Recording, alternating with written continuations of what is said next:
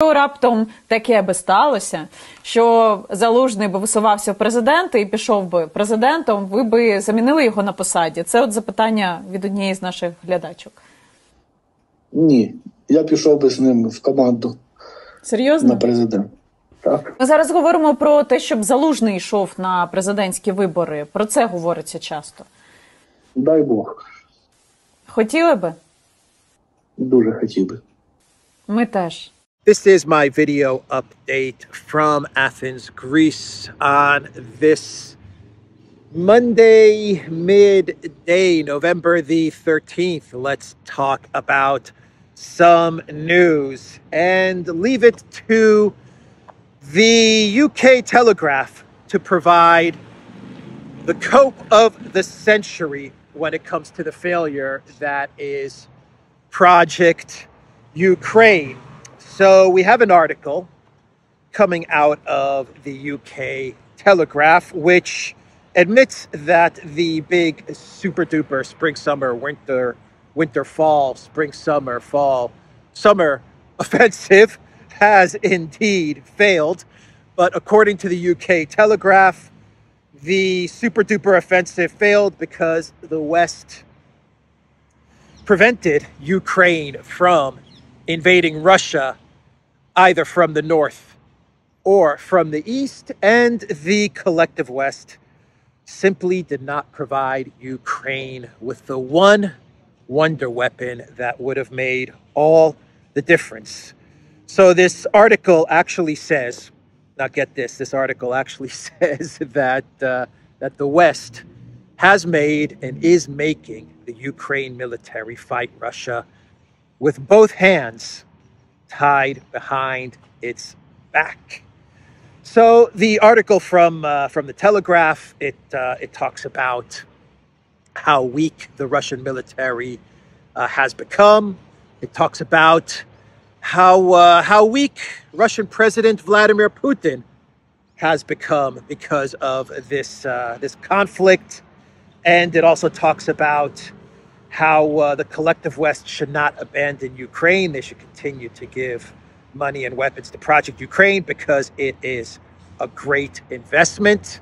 The Ukraine military is degrading the Russian military, so it's a great investment for the collective West. And the article comes to the conclusion that all is not lost.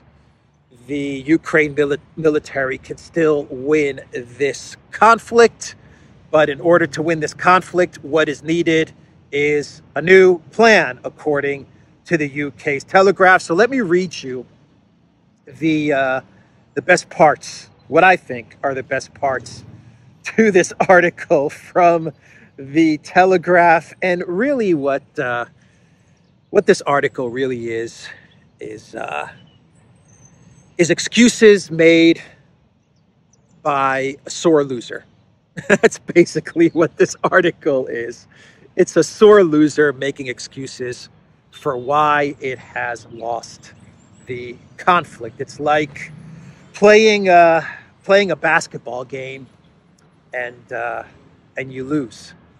You lose the basketball game, but you come out and you say after the game is over, you come out and you say, you know, we lost. We lost to that other team, but we're much better.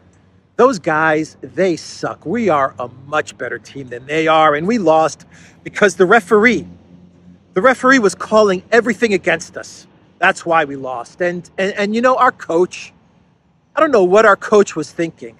He was calling all the wrong plays, and the starting five, I don't know why he put those guys to start the game. You know, that's not the right starting five that we needed in order to win this game. And the scorekeeper, you know, the scorekeeper, when everyone was looking in that direction, I could swear that the scorekeeper, he knocked down our score quite a lot, and he bumped up their score by a significant amount. So I think the scorekeeper was cheating as well. The referee was definitely cheating. And you know, if our coach just put in the right starting five, we would have won this basketball game by a whole lot. So I mean, you know, we're a much better team and those guys are terrible, but we lost because, well, we had to play the game with both hands tied behind our back. So that's pretty much what this is. It's a sore loser. It's a sore loser making excuses. So I am going to read you what I consider to be the best parts of this article, and we'll have fun as we go through the UK Telegraph's cope of the century with this post. So the title reads, "Ukraine's counteroffensive has failed for now. The West needs a new plan," from the UK Telegraph. And so the article says that the Ukrainians could mount their real assault somewhere between Donetsk and Russia, ending their drive to the Azov of Russia's coast. But they can't do any of these things because we won't let them. So in the beginning of the article, it basically says that one of the reasons the counteroffensive failed is because Russia knew exactly where to build the Surovikin line, where to build their fortifications. And the reason Russia knew is not because the collective West and the Elensky regime, they were saying for 3 months that they're going to reach the Sea of Azov and split the South into two pieces. No. That's not why. That's not how the Russians knew where to build their fortifications. The real reason the Russians knew to build fortifications in the South is because the collective West would not allow Ukraine. Get this. The collective West would not allow the Ukraine military to invade Russia from the north or from the east, and then circle around to the Sea of Azov.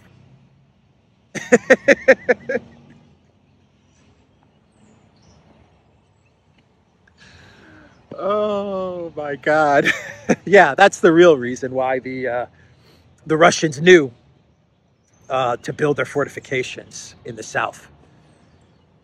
Now, if the collective West would have allowed the Ukraine military to invade Russia from the north or invade Russia from the east, well, then the Russian military would have had to guess in which direction the Ukraine military would have launched their big super duper counteroffensive. And perhaps the fortifications in the south, they wouldn't have been so formidable. Or perhaps the Russians would have built fortifications in the south, but the east or the north would have had openings. And the Ukraine military, instead of committing to the south, they could have committed to the east or to the north, and they could have gone all the way around, and then they could have reached the Sea of Azov. So that's the reason why the fortifications in the south were so tough for the Ukraine military.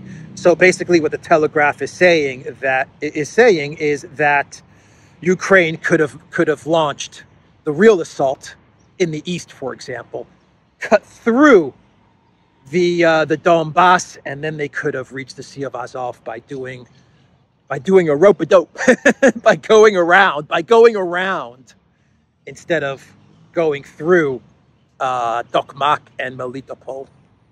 So that is what the Telegraph is saying here. First, we forbid the Ukrainians from operating on Russian territory, or anyway, using our weapons to do so, which forces them to attack along a very limited front. Second, just to make sure they really have no chance of success, we dithered for months before agreeing to supply tanks, and then took more months to actually send them, just to make sure that the Russians had lots of time to build the Surovikin line. Bluntly, there has been no Ukrainian failure here. We in the West have forced them to fight with their hands tied behind their backs. The fact that they have made any progress at all is impressive. So the collective West, they forced Ukraine to fight Russia with their hands tied behind their backs. They wouldn't allow the Ukraine military to invade Russia from the north or the east, and they delayed in getting all of those wonder weapons to the Ukraine military. And that delay in getting all of those wonder weapons to the Ukraine military, well, it gave Russians the time to build up the Surovikin line. As the Telegraph puts it, the Ukraine military is not at fault for the failure of the counteroffensive. It is the collective West. It is the collective West and NATO and the UK and the US. They are at fault for the failure of the counteroffensive, forcing Ukraine to fight the Russian military with both hands tied behind their back.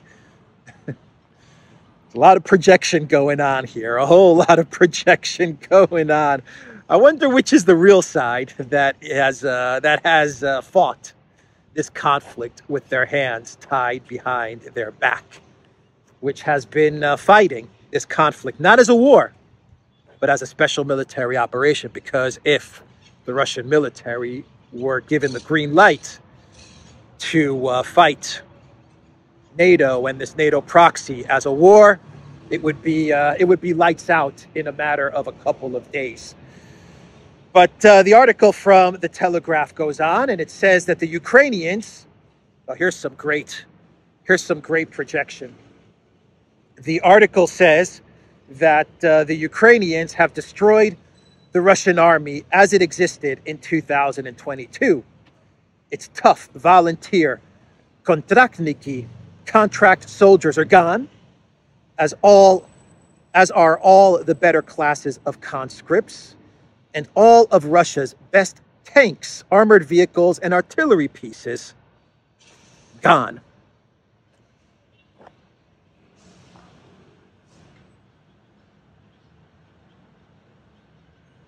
I think this guy is looking to take a whiz. Yep, he is looking to pee. Not the first time that I've done a video and someone has peed in the background. Anyway, let's see. Yeah, so all of Russia's military has been destroyed, or at least the best of Russia's military has been destroyed. The Telegraph then says Putin is reduced to sending the dregs of his jails to war in ancient vehicles rescued from the scrap heap. Russia's air and sea power, too, have been badly mauled, or else exposed as missing or ineffectual. In not a few cases, Russia's entire ability to make war is tied up. Even basic defense capabilities in places other than Ukraine have been degraded. You know, if Russia's military is so mauled and so degraded, and they've had to take weapons from the scrap heap, it's real simple. Why doesn't NATO just finish the job? I mean, if Russia's military is a bunch of dregs, as they say, a bunch of dregs from jails, and the vehicles and the tanks that they're using are from the scrap heap, why doesn't the professional, super awesome NATO military not just finish the job, finish Russia off? I mean, it sounds to me like it would just take NATO a day or two to finish off the Russian military, given the state that the military is in. I mean, just finish it. Finish it, NATO. You don't need Ukraine. Send in 5,000 or 10,000 troops and finish off this scrap heap of a military. Projection. A lot of projection going on here. As long as the Ukrainians are fighting, Vladimir Putin's threat to anyone else is hugely diminished. Westerners are spending small percentages of our normal defense budgets on Ukraine assistance in order to be more or less entirely safe from Russia. It would be madness to stop doing so, no matter how long the stalemate might last. As long as the Ukrainians are willing to fight, we should back them. That's right. The best investment the collective West has ever made is having Ukraine fight Russia. 3% of our military budget has been spent to fight Russia. Just 3%. It's the best investment we could have ever made. Let the Ukrainians, the Ukrainian military die so that we can degrade the Russian military. And if 3% has nearly defeated the Russian military, why not just bump up that spending to 6% and finish the job? If it's that simple, spend another 3% and finish off the Russian military. That would be my advice to NATO and the collective West. You want to break the stalemate? Spend another 100 billion or 50 billion or whatever it is and just finish off the Russians. Sounds very, very clear cut to me. But the Telegraph, they have a different plan to break the stalemate. Breaking the deadlock, the Telegraph says. What the Ukrainians need is one of the proper, full-fat versions of ATACMS that followed the original M39. One with a unitary warhead rather than cluster sub-munitions, meaning that it can take out concrete structures. Joe Biden is afraid to send real ATACMS because he thinks the Ukrainians would use it to take out the Kerch bridges once and for all. He's afraid that this might lead Putin to nuclear escalation. Olaf Scholz is refusing to send Germany's Taurus missile, much like Storm Shadow, but with a better warhead that can do bridges for the same reason. Appeasement is in the air. I think BS is in the air, but anyway, appeasement is in the air. Biden, Scholz, and their school of thought do not want to give the appearance of supplying a war-changing weapon because they are afraid it would make Vladimir Putin angry. It's time to cease taking counsel of our fears and end the stalemate in Ukraine by taking steps no more aggressive than those we have already taken. The West needs to get this war wrapped up so we can look elsewhere. So we can start other wars. We need to get this war wrapped up so we can start a war with China. That's right, the ATACMS. The ATACMS is the wonder weapon, and not the cluster ATACMS, the big fat ATACMS. That is what the Telegraph is saying. The big fat ATACMS is what needs to be given to Ukraine. You give that ATACMS, and they'll take out the Kerch Bridge. They'll take out all the bridges. They'll take out all of the Russian airfields. They'll take out all of Russia's scrap heap of a military, and it'll be over. Let's finish this thing. Finish Putin. Finish him. Oh my God. Oh my God. They've given over what, 200 billion, 300, 400 billion to the Elensky regime. They've demilitarized half of NATO. Half of NATO they've demilitarized. They don't even have the ability to send 1 million artillery shells to Ukraine.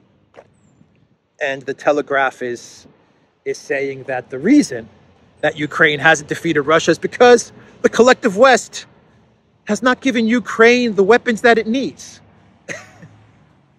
The Storm Shadow missiles, they weren't that good to begin with.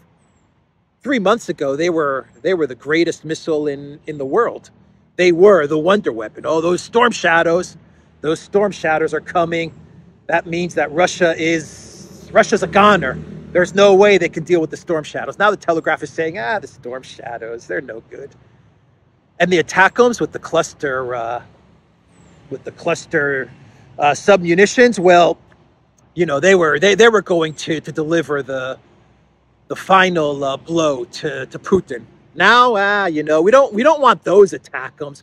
We want the other ATACMS, not those ATACMS. Give me those ATACMS.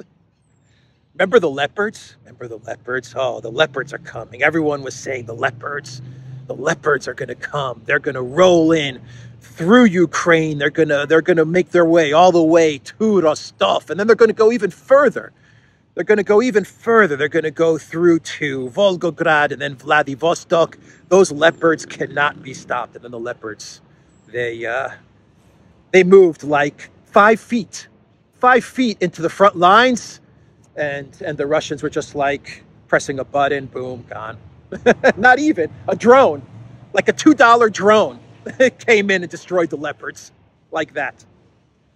And since we're on the subject of the mighty UK military, because the Telegraph is from the UK, and so we have to talk about the mighty UK military. Well, wasn't it the UK military that provided the Challenger tanks to Ukraine? And then when they saw the leopards getting destroyed, Rishi Sunak called up Elensky and he said, listen up, Volodymyr.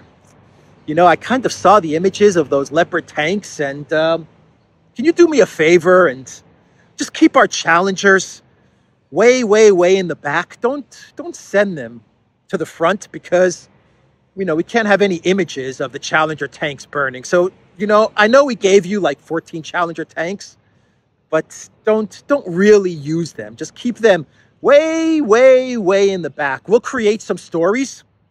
We'll create some narratives that the Challenger tanks are best used when they fire from far away. That's when the Challenger tanks are at their best. Not when they actually move, but when we keep them far away from the front lines and they fire from a distance. That's when they're at their best. Those are the stories that we'll run, Volodymyr. So just do me a favor and let's not have any Challenger tanks burning. Anyway, that's the article from the Telegraph. It's the sore loser. A bunch of sore losers because they've been defeated. Ukraine, NATO's proxy, and make no mistake about it, this is NATO. NATO has been defeated by the Russian military, not once, not twice, but 3 times. 3 NATO militaries have been defeated by the Russian military, and to make matters even worse, they were defeated by a Russian military which still has 400, 500, 600,000 soldiers. The real professional contract soldiers are still, waiting. They're still sitting back and they're waiting. For example, NATO was defeated by Wagner.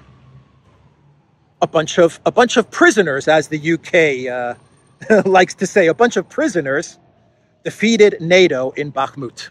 That's pretty embarrassing. That is pretty embarrassing. Not taking anything away from Wagner.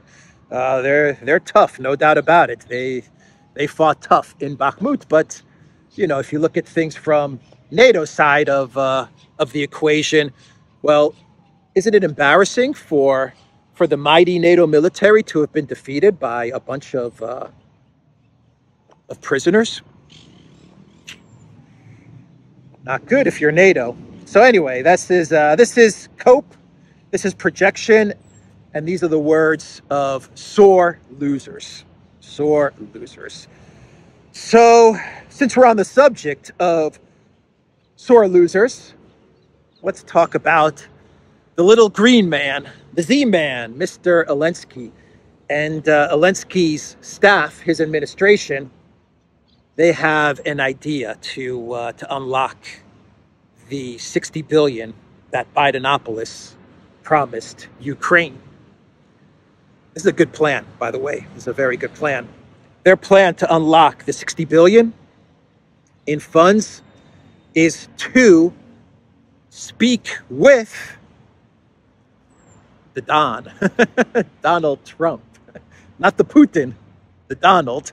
That's the plan. So the Elensky administration, they believe that if they can speak with Trump, then Trump will be able to convince the Republican Party to release the money to Ukraine, because they believe that the Republican Party is holding up the $60 billion in financial aid, and Trump, he controls the Republican Party. And so if they can speak to Trump and convince Trump to release the money, then that money will be released. And the Elensky regime believes that Trump could be the president in 2024.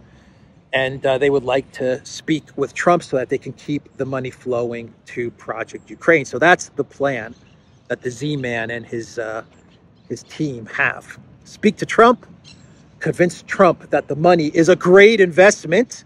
And Trump, being the very savvy businessman that he is, he will say, wow, that really is a great investment. Yeah, let's get 60 billion to the Elensky regime. He'll call up the Speaker of the House, Mike Johnson, and he'll tell Mike Johnson, look, let's give 60 billion to Ukraine, and the 60 billion will go to Ukraine. That is the plan. That is the plan. So if anyone that is watching this video has a direct line to Trump or someone on Trump's team, you better warn them.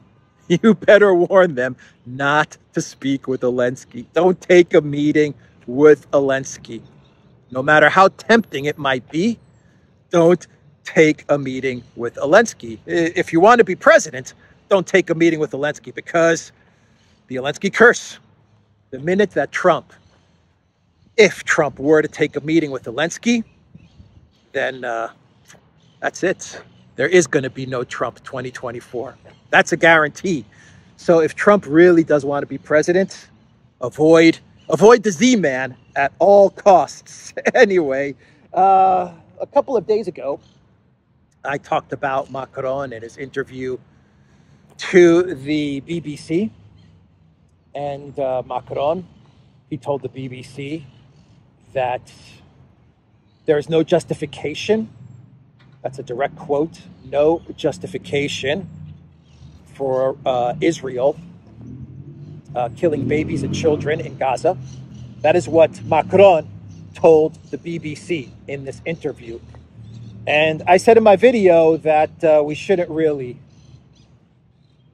take Macron's words seriously, because Macron, well, he's a professional flip-flopper, and he'll say something one day and then the next day he'll change his position and say something else. And it didn't take long for that to happen, because Macron, he spoke with the president of Israel, Mr. Herzog, and he basically said that he was misunderstood in his quote via the BBC. He's walking it back. He is walking it back. Macron told Herzog that he was his comment was taken out of context. He said that Israel absolutely has a right to defend itself, and that France is supporting Netanyahu and Israel. That's basically what Macron said. Actually, let me see if I have Mr. Macron's quote. Here we go. Here we go. This is Macron's walk back. On Sunday, the French leader initiated a phone call with Israel's president to clarify his position, saying that he did not intend to accuse Israel of intentionally harming innocent civilians, according to Herzog's office. Macron also reiterated his support for Israel's right to self-defense and his commitment to securing the release of hostages held in Gaza, explaining that his comments were made in reference to the humanitarian situation. So it didn't take long for Macron to walk back his comments that he made to the BBC. 100% predictable. That is Macron for you. And the Netanyahu administration, we are getting reports that the Netanyahu administration is very concerned with the optics of what is happening in Gaza, the bombing of Gaza, and they're very concerned about the fact that they are losing the media and information war in a very, very big way, and they are losing the information war in a big way. And they believe that they have found the person to help them get the media war, the information war, back on track. And that person is none other than Tony Blair. That is who, according to the Times of Israel, that is who the Netanyahu administration believes can help Israel with the optics and with the creation of a humanitarian corridor. So they are going to employ, according to the Times of Israel, Tony Blair. Israel said, seeking to appoint UK's Tony Blair as Gaza humanitarian coordinator, with pressure on Jerusalem growing to do more for the Strip's civilians. Netanyahu reportedly hopes former British Prime Minister will take on the task, providing war effort with greater legitimacy. Tony Blair, really? Tony Blair? I don't think they're helping out their cause, especially when it comes to the optics, by getting Tony Blair involved. I think what they're doing is they're harming their cause by employing Tony Blair. So you know what Tony Blair is really going to be tasked with doing. What Tony Blair is going to do is he's going to sign a consulting contract, which has nothing to do with coordinating humanitarian aid. What Tony Blair is going to do is he's going to travel to various countries in the Middle East and speak with leaders that he has relationships with. For example, Tony Blair has a relationship with Saudi Arabia. He's met with them many times in the past. And he's going to go to Saudi Arabia and try to manage the conflict for Israel with Middle East and Arab Muslim countries. That's what Tony Blair is really going to be paid to do. To meet with MBS and to tell MBS, look, don't speak out so much against what Israel is doing in Gaza. Tone it down a bit. If you tone it down a bit, then we'll give you X, Y, and Z. If you continue to speak out against what's happening in Gaza, well, then we're going to do X, Y, and Z to you. And I'm just using Saudi Arabia as an example because Tony Blair has done consulting work with Saudi Arabia in the past. For example, Turkey. Tony Blair has very deep relationships with Turkey. Actually, I believe his wife was at one point in time a lawyer for the Turkish government, taking on various cases in international court. Hey, buddy.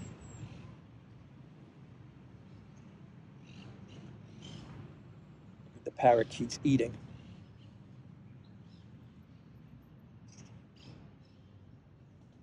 Don't get to see this very often, or to get this close.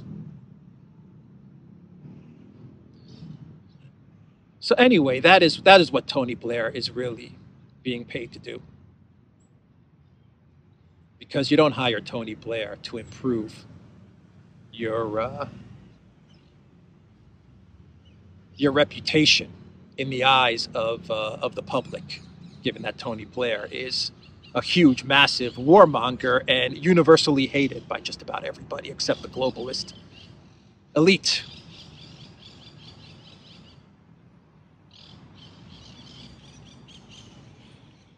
So Tony Blair is going to be working with Israel.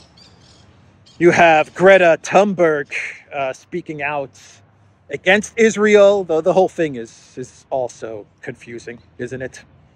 Tony Blair on one side, Greta Thunberg on the other side, and she was giving a speech yesterday, and it was about climate change, but she spoke out against the atrocities happening in Gaza, and then someone tried to take her mic, and he was like, look, I came here to listen to a speech about climate change, not a political rally, and all kinds of craziness ensued. But yeah, this is the situation. that we have playing out right now in this war. So staying with the optics of the war in Gaza, we go back to Mr. Herzog, the president of Israel, and he said to the BBC yesterday that TikTok is to blame for what is happening with the information war. It is TikTok's fault. Americans are brainwashed by TikTok. Israeli President Herzog says Americans are being brainwashed by TikTok. They don't understand that Israel is actually invading Gaza to defend their ability to enjoy decent, liberal, modern, progressive, democratic life. But he says Biden and the Dems and the GOP and Congress thankfully do understand this. It's TikTok's fault that the media war is being lost by the Netanyahu administration. Blame it on TikTok. Which is interesting because from what I understand, before this war started, it was the Israeli army which was considered to be the TikTok military because of all the videos, the dancing videos and stuff like that they would post on TikTok. And so they got the reputation of being the TikTok army. And now the president, Mr. Herzog, is upset about TikTok because I guess most of the posts on TikTok are pro-Palestinian. So he's upset about that. So he also, by the way, the Israeli president also said yesterday that Israel, the Israeli military, they found a copy in Gaza, in North Gaza. They found a copy of Mein Kampf that Hamas was reading, and this copy was found in a child's bedroom that Hamas was using. That is another statement that he made. Actually, let me read you exactly what Herzog claimed. Holding up a copy of the NAZI Classic, Herzog claimed it had been found just a few days ago in northern Gaza in a children's living room that had been turned into a military operations base of Hamas. The home also contained an explosives laboratory, he alleged.